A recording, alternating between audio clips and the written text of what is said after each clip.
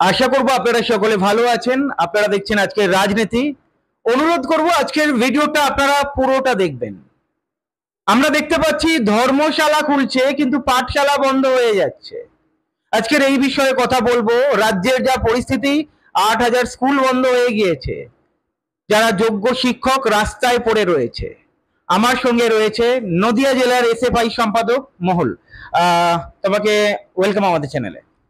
আপনাদের আপনাকে এবং আপনাদের যা ভিউয়ার আছেন প্রত্যেককে আমার পক্ষ থেকে নমস্কার। আচ্ছা, আমরা গতকাল দেখলাম দীঘাতে পুরীর আদতে জগন্নাথ মন্দির তৈরি হলো। মন্দির তৈরি হলো, এখানে কোনো আপত্তি নেই, মন্দির তৈরি হতেই পারে। তবে আমরা যেখানে দেখতে পাচ্ছি রাজ্যে 8,000-এর ওপরে স্কুল বন্ধ হয়ে গিয়েছে।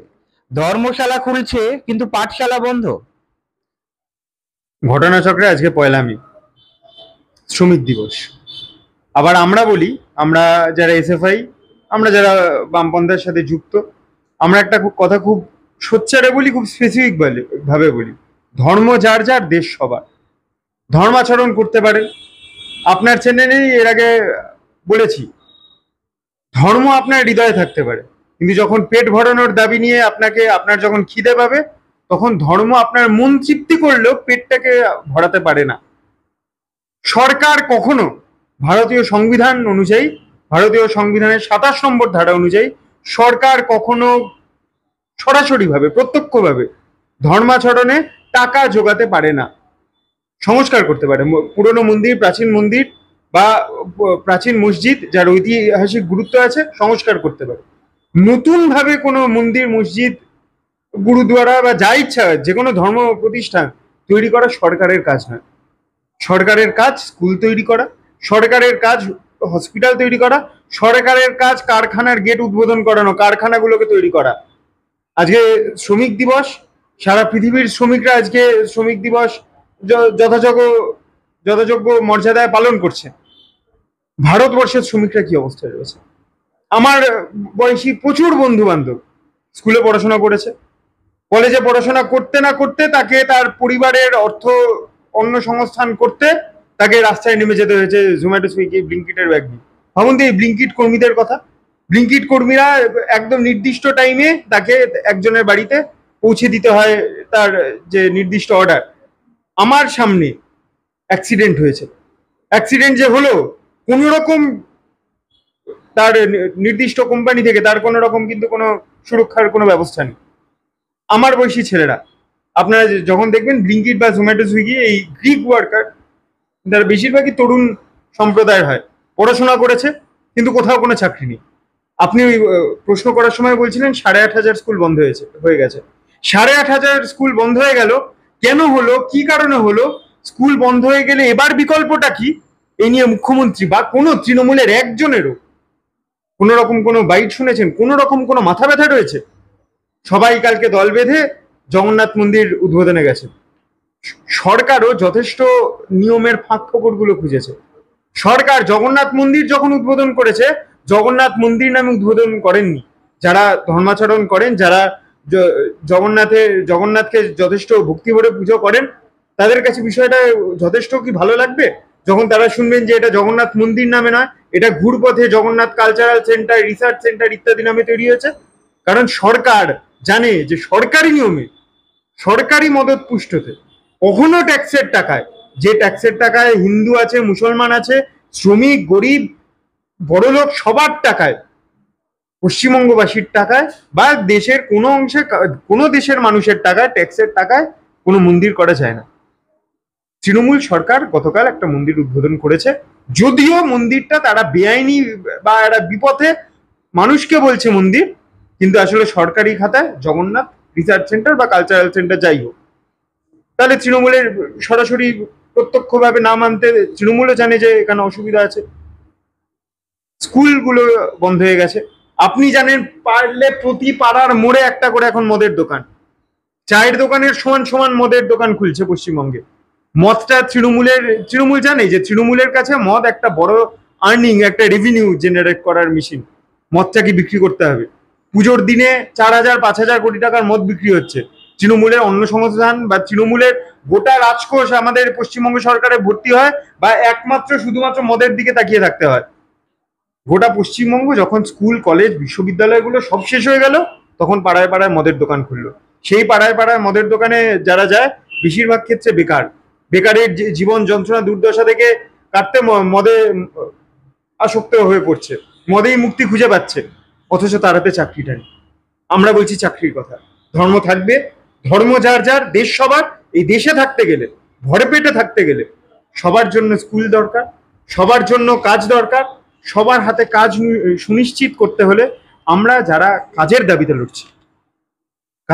লড়ছি, আমরা বলছি না ধর্ম পালন করবেন না বা এই ধরনের ধর্ম বা এই বিষয়গুলো একেবারে আপনার ব্যক্তিগত বিষয়। আমরা ব্যক্তিগত জিনিসে আমরা ঢোকার চেষ্টা করছি, বাট আমরা বলছি সরকার ব্যক্তিগত যে লিবার্টিগুলো সেই জায়গাগুলো ইন্টারফেয়ার করবে না। ধর্মাচরণ একেবারে ব্যক্তিগত একটা বিষয়, সেখানে সরকার গিয়ে খোঁচাবে না। ধর্ম নিয়ে যখন খোঁচানো হয় তখন আপনার এখন যা যা রিপোর্ট আসছে তাতে পরিষ্কার হয়ে যাচ্ছে মুর্শিদাবাদের দাঙ্গা একদম মানে ইচ্ছা করে ষড়যন্ত্র করে লাগানো দাঙ্গা। গতকাল দেখেছেন কার্তিক মহারাজ কি বলেছে? কার্তিক মহারাজের ভিডিও সব জায়গায় ভাইরাল হয়ে যাচ্ছে। কার্তিক মহারাজরা কত বড় সাহস পাচ্ছে যে কার্তিক মহারাজরা বলছেন যে বিনয় বাদল দীনেশ এখন আর কেন জন্মান না, কারণ আমাদের মারা অপবিত্র। এত দুঃসাহস কে দিল তাকে? পশ্চিমবঙ্গের মাটিতে, যে মাটি রামমোহন বিদ্যাসাগরের মাটি, যে মাটি রবীন্দ্রনাথ নজরুলের মাটি, লালন চৈতন্যের মাটি, সেই মাটিতে কার্তিক মহারাজদের নামে বা সিদ্দিকুল্লাহ চৌধুরীদের নামে এই দাঙ্গাবাজরা তৈরি হচ্ছে। যখন ধর্মাচরণে সরাসরি ভাবে সরকার ধর্মকে অন্যভাবে তার ভোট টোট ইত্যাদি পলিটিক্সে যখন কাজে নামাচ্ছে, নোংরা পলিটিক্সে যখন ধর্মকে নিয়ে আসছে, তখন সিদ্দিকুল্লাহ চৌধুরী, তখন কার্তিক মহারাজ, তখন হুমায়ুন কবির, তখন শুভেন্দু অধিকারী নামে ধান্দাবাজ যারা ধর্মকে সামনে রেখে আসলে নিজের ধান্দাগুলোকে গোছাতে চায়, এই ধরনের রাজনীতিবিদরা তৈরি হচ্ছে। আমরা এর বিরুদ্ধে কথা বলবো। আমরা সবার হাতে কাজ, সব পেটে ভাত, সবার হাতে কলমের কথা বলে যাব। আমরা দেখতে পাচ্ছি বিজেপি তৃণমূলের নেতারা কি ধরনের কথা বলছে আমরা জানি। যেহেতু তুমি ছাত্র, 8,000 স্কুল বন্ধ হয়ে গিয়েছে, তার আগে থেকে তোমরা কি করছিলে? তার আগে বন্ধ হতে দিলে তারপরে আন্দোলন করছো? যারা যোগ্য শিক্ষকরা রাস্তায় বসে রয়েছে, তোমরা জানো দুর্নীতি হয়েছে, তোমরা এটাও জানো, বারবার চিল্লেছো যে প্রতি বছর যে এসএসসি হতো সেটা হচ্ছে না। আগে থেকে এই আন্দোলনগুলো কেন, মুভমেন্টগুলো ছিল না তোমাদের? দেখুন, মুভমেন্ট প্রথম দিন থেকে রয়েছে। আমরা তো এটা বলছি prevention is better than cure. দুর্নীতি হয়েছে, তাই দুর্নীতির বিরুদ্ধে রাস্তায় মানুষ নামছে।